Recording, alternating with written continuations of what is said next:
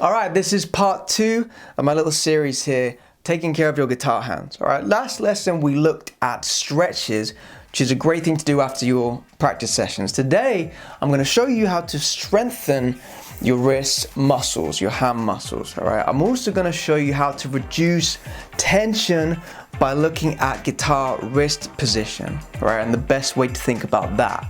So let's look at some tools for strengthening your muscles first.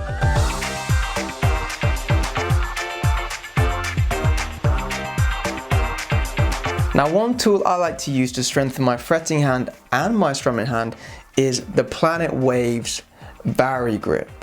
All right, doesn't cost very much, and all you do is place a finger on each pump, which, by the way, you can adjust the strength of by twisting the springs, and then all you have to do is give it a squeeze. Now, you can do individual fingers. It's very difficult to just do a pinky, or you can do finger pairs. Personally, I just use this. Let's say I'm watching TV or something. You can just sit there and squeeze it, okay? You can try 30 squeezes at first, and you can set it to an easy level when you first do it, and then slowly build up the level each day that you do it, all right? You can do this in both hands, and the more you do it, the stronger your squeeze gets, all right? Now, if you improve those muscles and those tendons, just think that when you're playing guitar, everything's gonna feel lighter, it's gonna feel easier because you're gonna have more strength there, all right? So this is a great little tool. The second bit of kit that I have is the Dynaflex. For those of you that don't know what this is, it's essentially a ball within inside a ball. It spins so fast in your hand that you have to squeeze really tight and grip really hard to stop the ball from flying out, all right? Now, all you have to do is speed this thing up.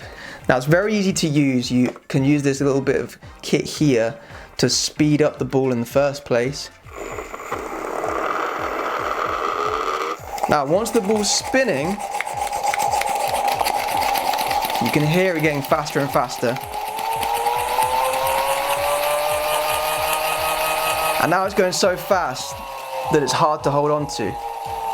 Right, and you can keep it spinning. Now, you can do this for about 30 to 60 seconds in each hand and just keep it spinning. It's so hard to hold on to, right?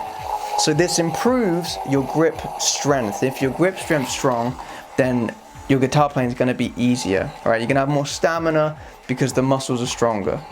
Now, do be very careful with these. Make sure you don't trap your finger inside because it will just obliterate your finger because it's spinning so fast. It's like 10,000 per second or something ridiculous, all right?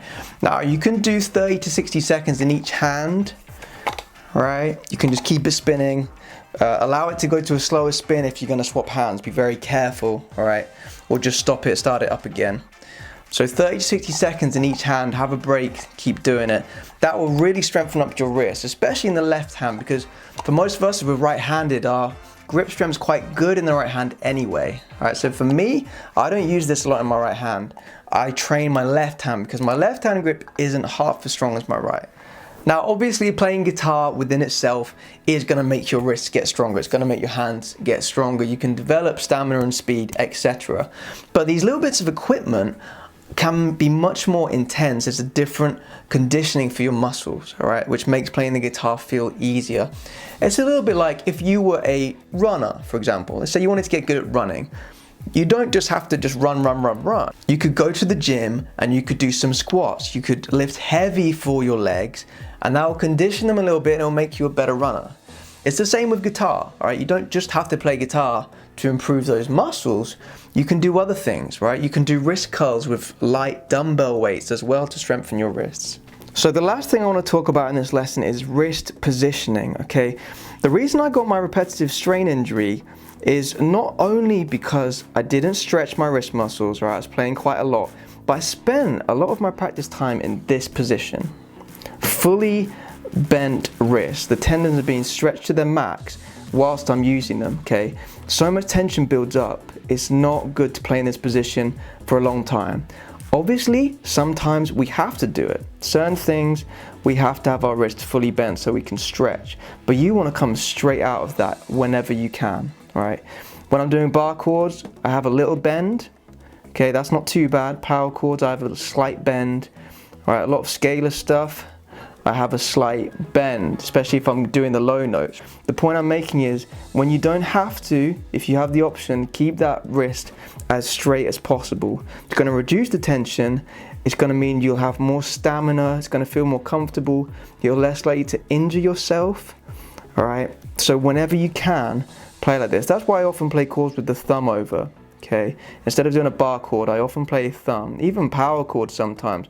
I play with my thumb over the neck because it means my wrist is straighter than trying to cover it like that. Now you'll notice classical players, they do tend to play with their wrist quite low, right? It's because it allows them to do stretches, it allows them to do scalar things. Sometimes, like I said, you have to do this for certain styles. But most songs that you are ever going to learn, you can keep your wrist straight for almost every song. As soon as I applied this straight arm technique to my playing, I realized I could play for hours and hours and hours, and I never seemed to get injured, right? It's a very natural thing to do. You take your regular breaks, make sure you stretch after each session, and you can play for hours like this, all right? You obviously build up slowly, but when I played like this, I couldn't last half as long before I started to feel pain, all right?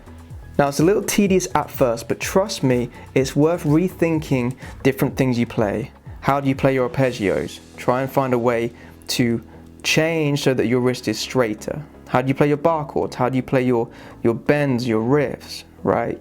Don't play a bend like that if you can play it like that. Okay, don't play anything with a bent wrist if you don't have to.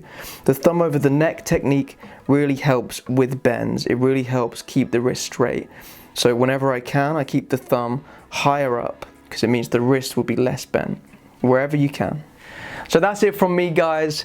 I really hope that this lesson was helpful for you guys and that none of you will ever get a repetitive strain injury like I did. Okay, you're gonna be safer now. It's gonna be more comfortable.